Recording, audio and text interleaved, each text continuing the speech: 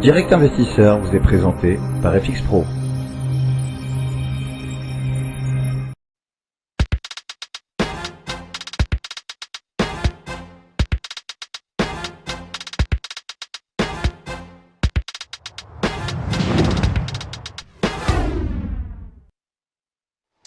Et retour tout de suite sur le plateau de Direct Investisseur en compagnie de Jérôme Vinerier. Bonjour Jérôme.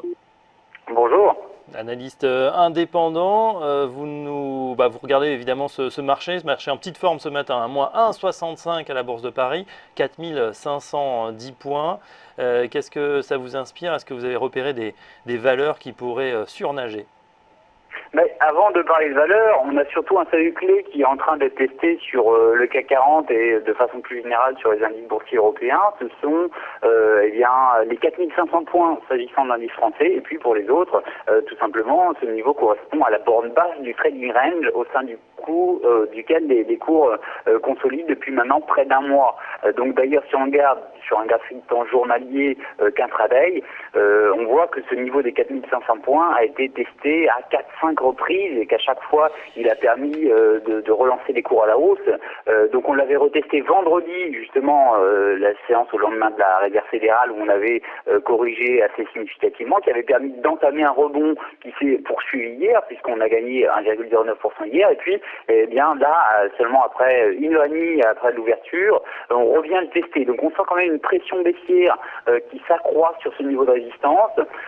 Depuis quelques minutes, on parvient à rebondir légèrement, mais c'est vrai que le signal auquel on pourrait assister ce matin, ce serait la rupture des 4500 points, ou dans le courant de la journée, qui sera un signal significatif, puisque sortir par le bas d'un trading range de 4%, puisqu'on a 200 points de range, ce serait vraiment un signal de reprise de la dynamique baissière. On pourrait reperdre autant la hauteur du range reportée au point de rupture, ce qui pourrait nous renvoyer en direction des 4300 points. Donc voilà ce que je vais surveiller aujourd'hui, la rupture des 4500 points sur le CAC 40, qui semble se dessiner, puisque à la lueur de ces différents éléments, au niveau sectoriel c'est pareil, on a les ressources de base qui continuent de baisser, ArcelorMittal qui repère aujourd'hui encore 4%, les valeurs de l'automobile, suite à la chute de Volkswagen, ça entraîne tout le monde dans son secteur. Aujourd'hui encore, Volkswagen perd plus de 5%, on a également Daimler, BMW, Renault aujourd'hui moins 5%, Peugeot moins 6%. Donc voilà, c'est ces valeurs qui pourraient continuer d'entraîner le CAC 40 et les indices boursiers européens vers des niveaux inférieurs. Oui, et avec cette question, Jérôme, en plus on voit qu'on est dans des forts volumes, plus de 700 millions échangés après 1h20 de cotation. Est-ce que 4300 points, c'est pas très loin finalement de la mèche basse qu'on avait connue lors du 24 août, vous vous souvenez, à 4230? Est-ce que selon vous, on pourrait retourner sur ces niveaux, ces plus bas finalement annuels? Mais c'est possible, tout à fait, puisque là, déjà, depuis justement la fin août, on avait eu, après ce décrochage d'une vingtaine de pourcents l'espace de 3 semaines sur les indices boursiers européens, on a eu ce temps de reprise d'une dizaine de pourcents et on sentait une certaine hésitation. Ça fait un mois qu'on hésite à plat, quasiment, en tout cas sur le CAC 40, et que, on attendait de nouveaux éléments, notamment la réserve fédérale. Bon, il y a eu déception. On a quand même préservé les 4500 points vendredi et on voit bien qu'on est sur le point de les enfoncer. D'ailleurs, on est actuellement sous les 4500 points. Ça peut repartir sur des rythmes de baisse comme on a connu en août. Donc attention, si on cherche à acheter, on peut revenir sur les 4300 points dans le courant des prochaines séances. Donc plutôt attendre un retour sur ces niveaux avant tout simplement de s'intéresser à l'achat, puisqu'il y a de fortes chances qu'on ait une nouvelle phase d'accélération baissière. Donc c'est vrai que 4300 points, c'est un niveau de théorique, de calculer par report de range, mais c'est ce que j'allais vous dire, parce que 4300, c'est un petit peu au milieu du gué. Si on reporte sur des périodes un petit peu plus longues, en fait, il n'y a pas grand-chose entre 4004 et 4000 points. 4004 et 4000 points. Pour vous, 4300, ça pourrait signaler un rebond ou une petite pause dans la baisse? Disons, c'est l'objectif minimum que l'on peut attendre du signal qui est en train de nous être donné par la rupture des 4500 points qui est en train de se produire. Donc aujourd'hui, on peut très bien faire une séance à moins 4%, mais déjà moins 2%, et puis demain avoir un gap baissier et puis aller chercher ces niveaux des 4300. Donc c'est plus un objectif de baisse pour le moment qu'un point bas potentiel.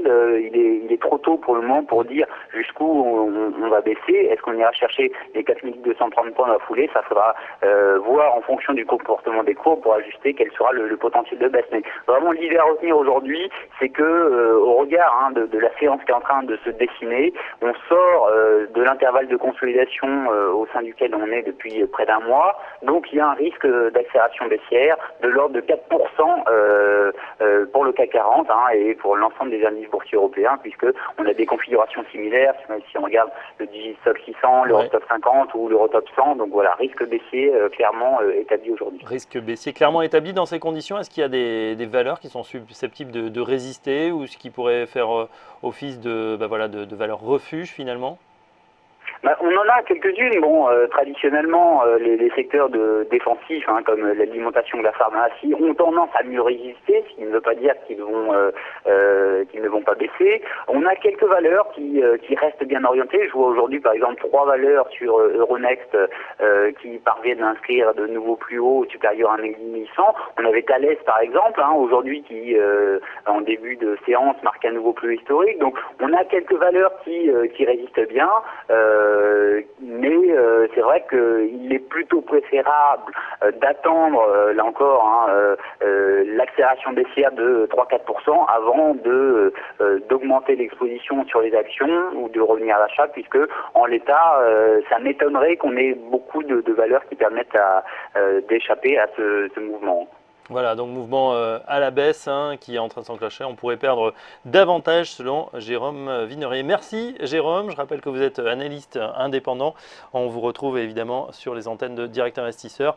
Attention, donc glissade en vue, on pourrait aller chercher les 4300 points selon Jérôme Vinerier. Voilà, on se retrouve dans un instant. Ce sera en compagnie de Stéphane Sodutaï. A tout de suite.